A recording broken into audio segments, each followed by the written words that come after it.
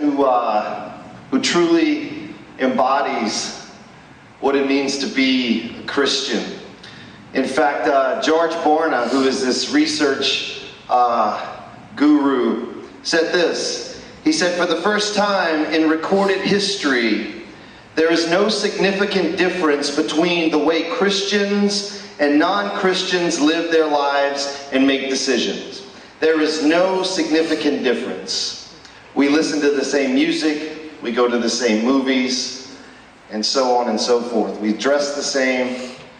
There's no significant difference between a culture that rejects Christ and a seeming culture that supposedly follows him." I want to read this verse to you. It's from Proverbs 29, verse 18. Very, very familiar verse. It says this: "Where there is no vision, the people are unrestrained." Where there is no vision, the people are unrestrained. That word vision there, when we think of vision, the first thing we think about are the objects that we see ocularly through our eyes. So those things which are in front of us, things in which makes our world a reality through sight, vision. This is not what the Bible is talking about. The word vision here, where the writer of Proverbs, Solomon, says, "Where there is no vision, the people are unrestrained." The word vision here simply means this: divine communication. Where there is no divine communication, the people become unrestrained. Now in the video clip, you see Buddy going up, and he hears that Santa's coming, and he hears that Santa's coming to town, and he gets excited. Why? Because he knows Santa Claus. He has spent time with Santa Claus. He knows the difference between, even to the point where how Santa smells. "You don't smell like Santa. You smell like beef and cheese." Right? The most minute element of who Santa is, Buddy knows because he spent time with him. And there's been communication with Santa, not just through the vision of his sight or the smell, but there is a knowing of who he is. And then when a fake Santa emerges on the scene, what happens? Buddy goes, "Wait a minute, who the heck are you?" And he starts accusing this Santa of being what? A fake, an imposter. And it's not like the Santa who knows he's a fake or an imposter goes, "Hey dude, I'm just pretending to be Santa. Go away. I know I'm fake." What does he do? "Who do you think you are calling me out?" Isn't that how most Christians who are hypocritical in their walk with God, when we call them out, saying, "I don't think you should be doing this. I don't think you should be acting this way." They don't go, "You know what? I think you might be right." They rise up with this arrogance and this impudence going, "Who are you to judge me?" Well, last I checked, the Bible says when we judge, it doesn't tell us not to judge. It says when we judge, judge righteously. "For as you judge others, so it will be judged the same way according to you." So really the only people who have the right to judge are those people who are truly following after Christ, who have a vision not by sight, but by the divine communication of God. To say, "I don't think we're measuring up to what it means to be a Christ follower." So when someone calls you out, how do you respond?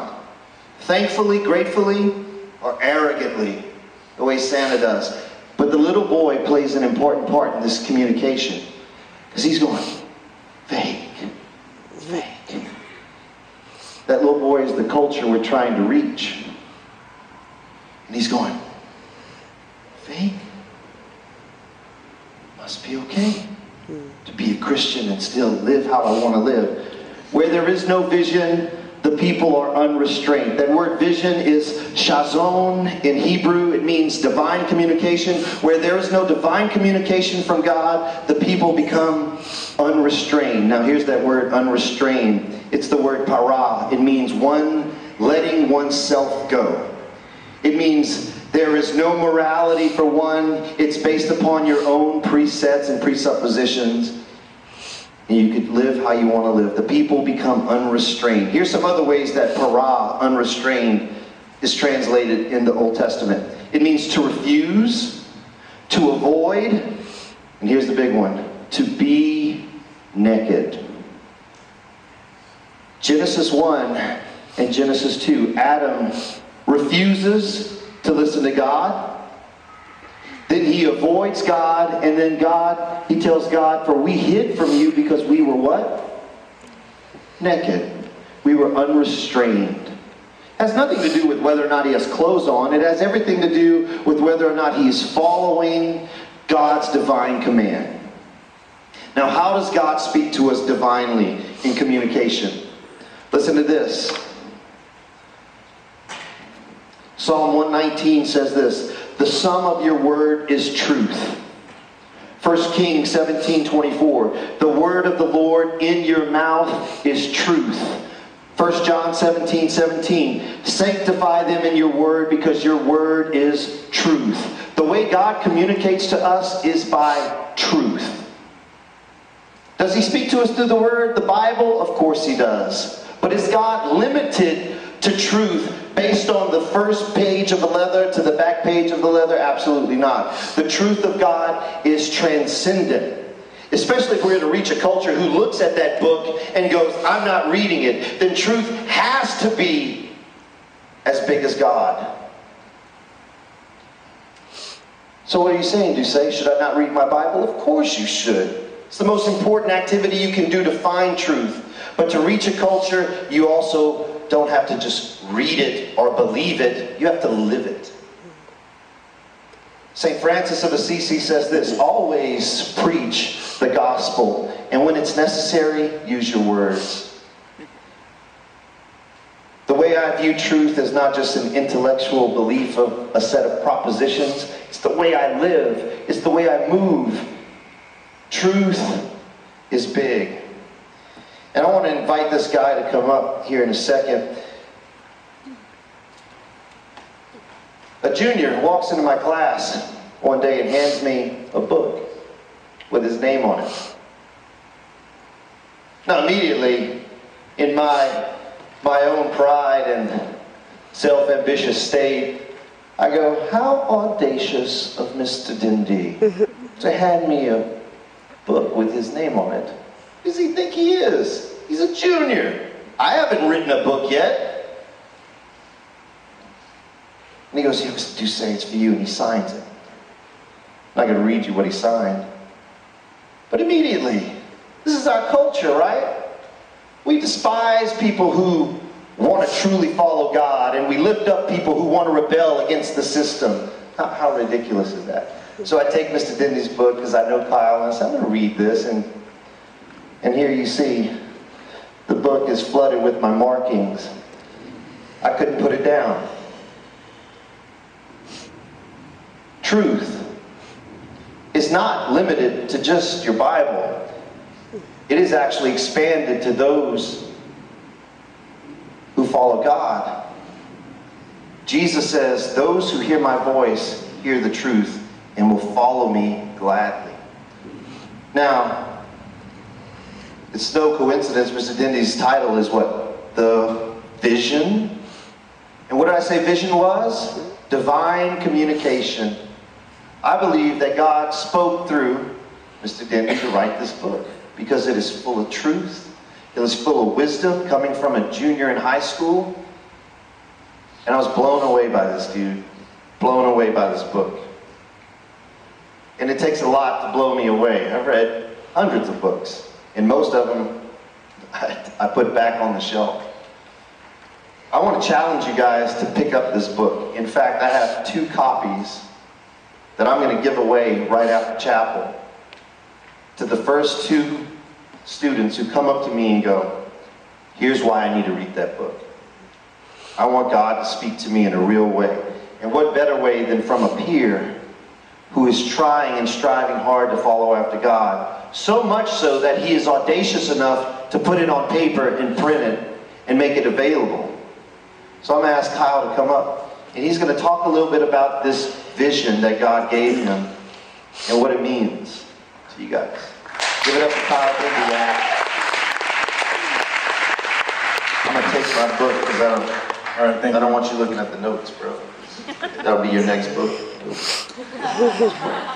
Right, so first, before I begin today, I want to start with a little backstory of how this book called The Vision came to be. Because a lot of people probably think this was just a project that I started 3 months ago or however long ago it was. But really this all started 9 years ago. So 9 years ago in Mrs. Huggins' second grade classroom, I was probably about 7 years old, and I went up to Mrs. Huggins and said, "Mrs. Huggins, one day I'm going to be an author." And so as crazy as that sounds and as empty words it may have seemed to some people, that was really my goal, and that's really, truly what I was setting out to do. And it's funny because in second grade, I kind of even wrote this little thing that I thought was a book. It was called The Legend of the Great Basketball Shoe. It's a page and a half.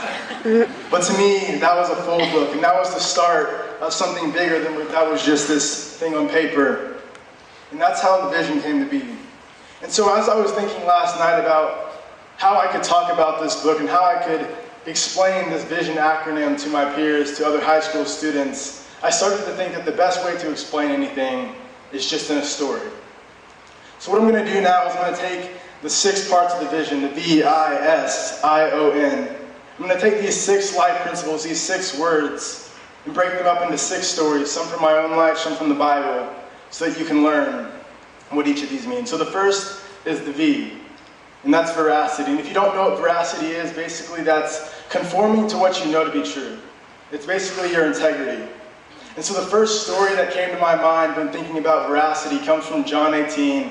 And so in John chapter 18, Jesus is on trial before Pilate. And as Jesus is on trial, Pilate begins to question him about, "Jesus, who are you? Why are you being accused? And why have they arrested you?" And you see, Jesus, who was the truth, simply told the truth.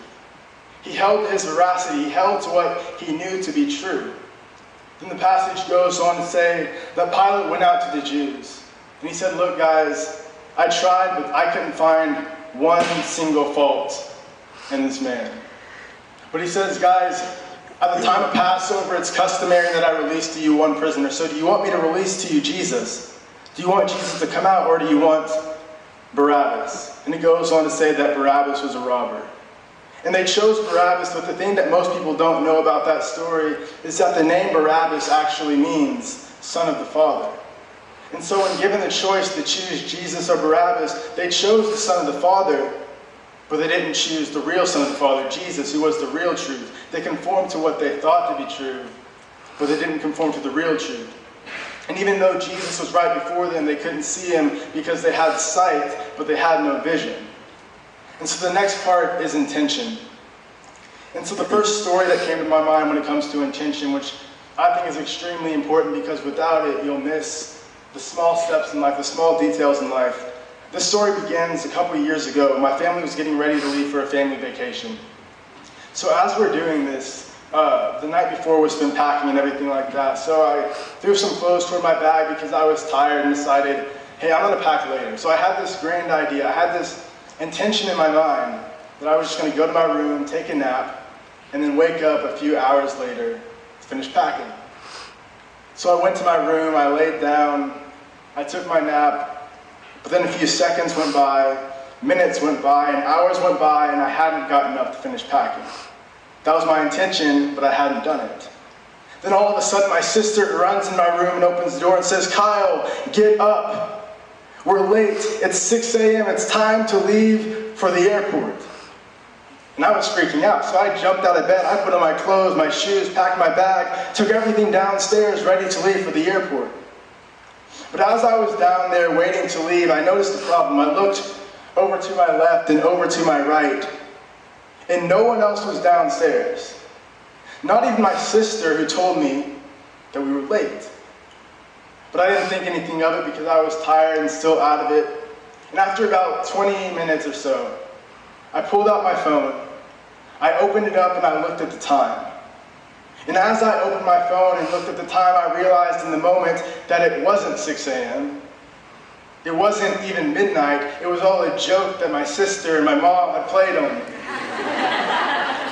But you see, my point in all of saying that is that if I had just been intentional about something as small as looking at my phone, something as normal that we do all the time is looking at my phone or looking at a clock, if I had just been intentional, my whole day wouldn't have been ruined like it was. And so the next topic of the vision acronym is the S, which is selflessness. So the first story that came to my mind was simply the entire story of Jesus. Because when we talk about Jesus, we're talking about someone who was seated at the throne of God, who was in heaven, the most perfect place not on earth, the most perfect place that you can be. And he came down to his own world. He came down to his own world that didn't accept him. And he died on the cross for the very ones who mocked him, spit on him, beat him, shoved the crown of thorns on his head. He died for the very ones who nailed him to a cross. And John 15:13 says, "Greater love hath no man than this, that he lay down his life for his friends." And so Jesus, in laying down his life for us, was the true, perfect example of selflessness. And if we can just put the smallest dose of that into our own lives, I believe that we would change ourselves, and we would change our communities, and we would really change the world. So the next part of the vision acronym is the I for intention. So Proverbs 15:14 says, "The mind of the intelligent seeks knowledge, but the mouth of the fool feeds on folly." So instead of telling you now about a time where I did something smart or a time where I did something intelligent, I'm going to tell you about a time when I did the opposite. A time when, like the verse says, when I was the fool. And so this was actually about a week ago. Some of you may have seen me in school looking very tired with my eyes barely open, probably not talking to anybody. And that's because I had been awake for 33 hours. And it was over spring break. It was the last night of spring break. And I had this idea that maybe I don't need to go to bed. Maybe my body can just get up the next day and go to athletics and work out and do everything normal without having slept. But that was probably one of the worst decisions in my entire life. And I remember my mom telling me the night before, "Kyle, go to bed. You have a long day. Spring break is over." And I was like, "Yes, ma'am." And then stayed up. I think I texted somebody in some group chat or something like, "Should I go to bed or should I stay up?" And I stayed up, and it was bad. So that was not an intelligent decision, but I learned from that. And I mean, what I talk about really in the book is gaining intelligence about the person that you want to become. Because when you do that, when you gain intelligence about who you want to become, it makes it easier to get to that position. And so don't ever stay up for 33 hours. And so the next story comes from the idea of optimism. And so again, I'm going to tell you a time where I wasn't optimistic and how it really affected me. So some of you may know my sophomore year, last year, it was the last game of the football season. And I was just running normal, just like a normal play, and all of a sudden my ankle popped and I fell to the ground.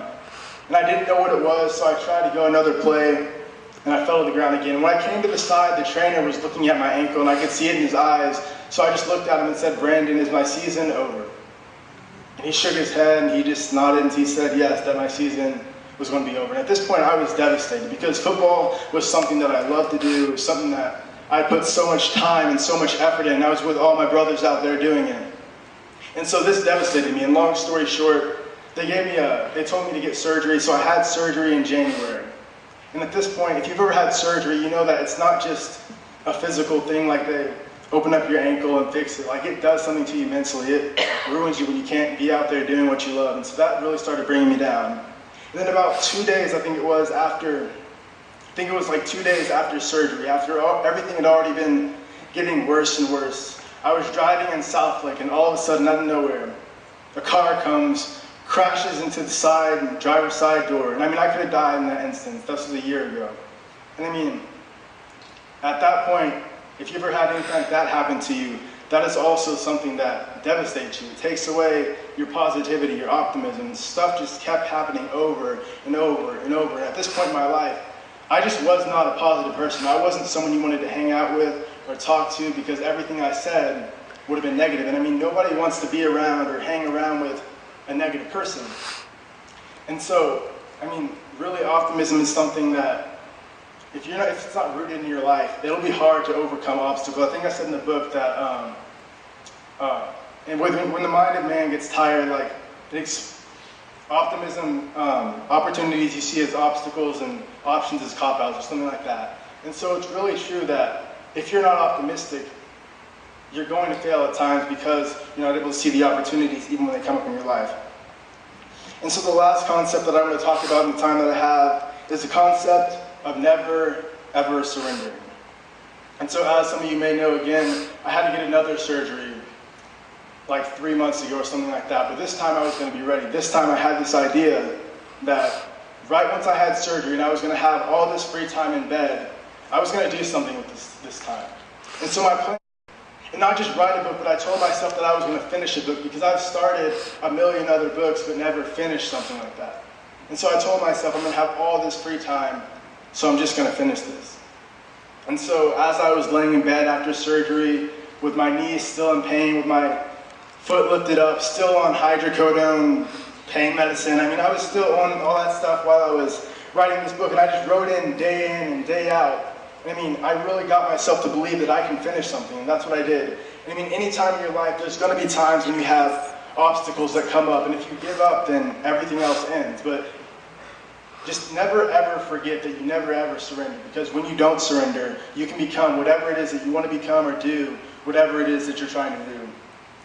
And so basically those are the 6 concepts that make up the book, but that's not even really what I want anybody to necessarily just get out of this book. I didn't write the book so that people could learn about veracity, intention, just those things. I wrote the book also so that young people in my generation can realize that we can do whatever we put our mind to.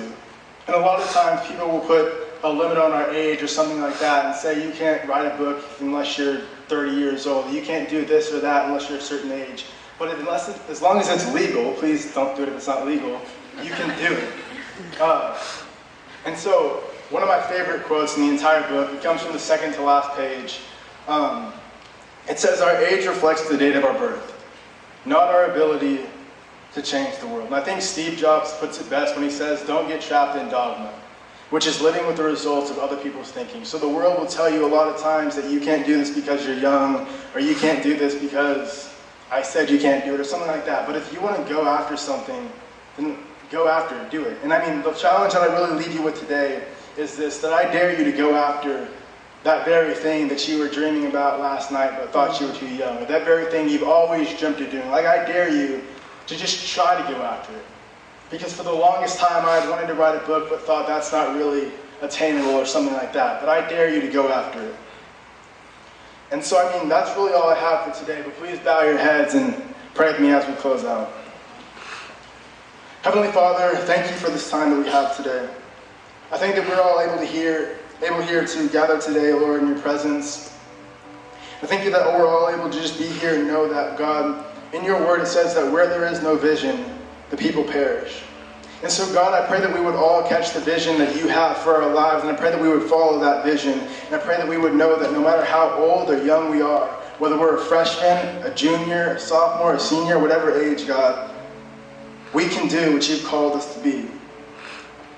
God, we know that you don't call the qualified, you qualify the called. And so, God, when you call us to do something, I pray that we would go after it in faith, knowing that you'll provide all the resources we need, God.